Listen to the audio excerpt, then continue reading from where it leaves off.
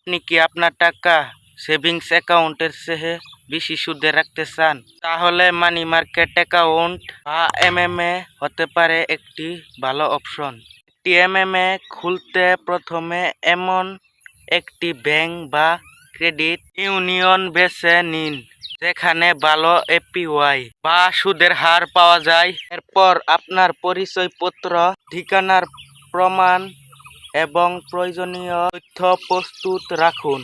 ব্যাংকের ওয়েবসাইটে গিয়ে অনলাইন আবেদন করুন এবং প্রাথমিক ডিপোজিট জমা দিন।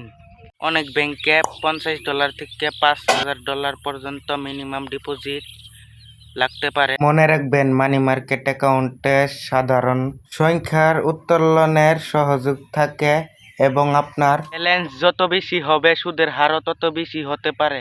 নিরাপদে টাকা সঞ্চয় করে সুদ পেতে চাইলে এখনই আমাদের চ্যানেলটিকে সাবস্ক্রাইব করে যাবেন আর ভিডিওটা ভালো লাগলে লাইক করে যাবেন।